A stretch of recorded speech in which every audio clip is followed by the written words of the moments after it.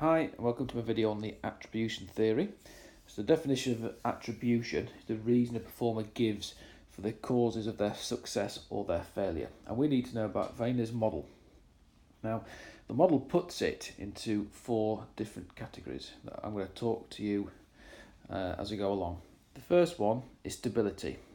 Now, the reasons that we win or lose are either stable or unstable reasons. So a stable reason, the permanent factors which cannot be changed easily. So you might want to look at the ability of you or somebody else and the difficulty of the task that you're about to face. Or unstable, effort and luck. Could be unstable reasons why you won or lost. The effort can change week by week. It could also change throughout the match. And also luck. Obviously it's unstable, we don't know what's going to happen to luck. Now these two, stable and unstable, are called stability, right? The relative performance of the factors. And over here we have something called the locus of control, also known as the locus of causality, whether the factors are internal or external to the performer, in your body or out your body. And again, when you work through this table, you'll see how it works. So, if we take the reason why we won today at football, because we were too strong for the opposition. So the stable reasons, it's talking about your ability, and that comes from within the body. So that is the reason why we won today. If we come across here, we'll look at external, stable reasons. So this might be the task difficulty. They were the team at the bottom of the league. So again, it talks about the task difficulty. This is stable, you can't change who you're playing, it's very stable, but it's external, there's nothing you can do about it, it's out of your body. Then we look down at internal, unstable, so again this might be the effort that you've put in. We had prepared well and gave it everything. Now the effort is unstable and that comes from within the body, so that's why it's an unstable internal reason why you won. And then coming across, you have external, unstable reasons. For example, luck. Luck is coming outside of the body and it's unstable. So the example we've given here, e.g. a lot of marginal decisions went our way. So I'm just going to zoom out a little bit and just have a pause of thought and see if you can just make sure you've got that understood. Right, we'll move on still with the attribution theory, but we're looking at the third dimension that Wiener added, which is called controllability. Now this only refers to the effort part of the model. So this refers to the internal unstable attributions. The reasons the performer gives for success or failure are changeable factors which are within their control. So for success, the example we've got here, we won the game because we had drilled our set plays in training. That's the reason why they have given why they won. The performer takes credit for the success due to their effort, use of effective tactics and etc. They've prepared well for winning that game. Now this raises self-confidence and it encourages mastery orientation.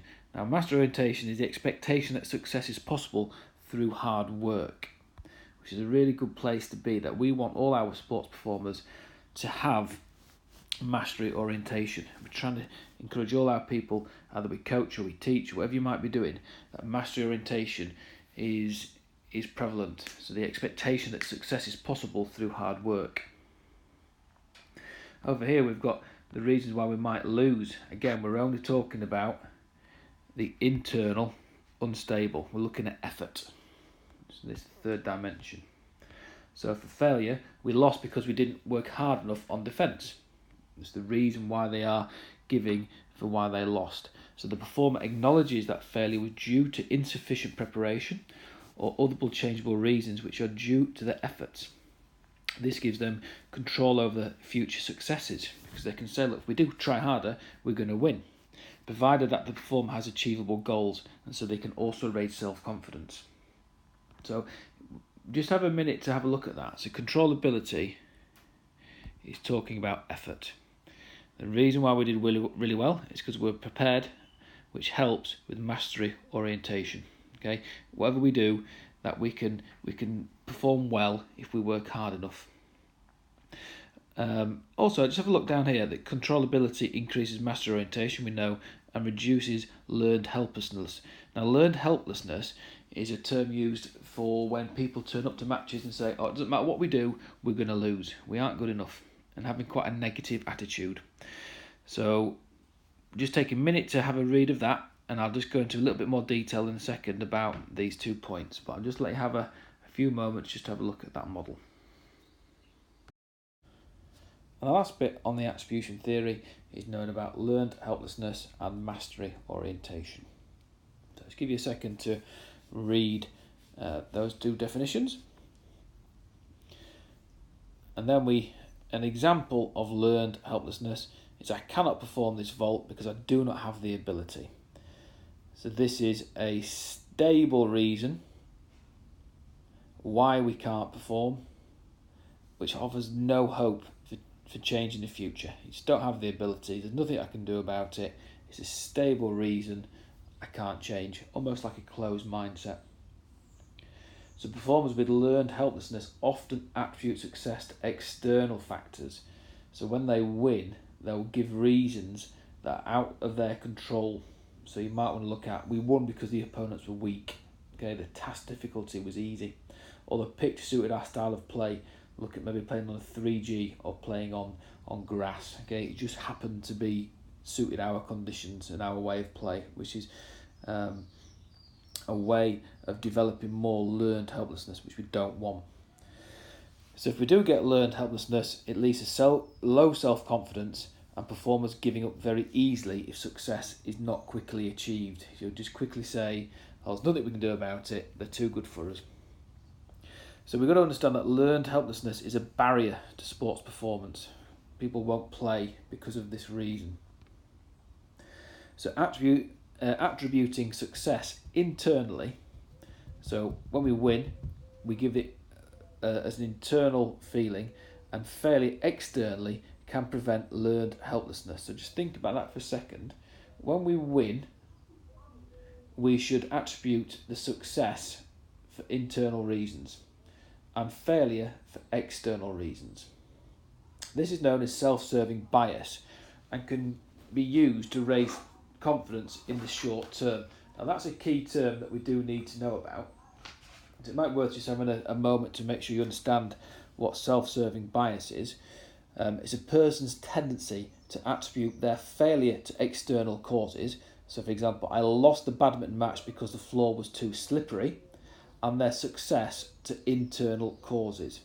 So you give in a reason why you might have lost for external reasons, and success for your internal reasons. Then we look at mastery orientation is linked to high self-confidence.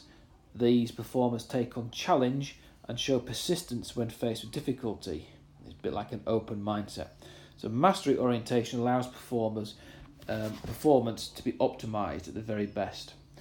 So attributing success internally and failure to internal unstable factors such as effort. Now, if it's unstable, you can change it. That's why it's a good thing. You could say, oh, I didn't win today because I couldn't be bothered, but I could have won if I tried my hardest. So it's a good thing. You can change that effort. And this encourages mastery orientation. Now, these 2 terms we really need to know and make sure you've linked that to the attribution theory said at the very start. So maybe just pause this and just give it a little bit of thought.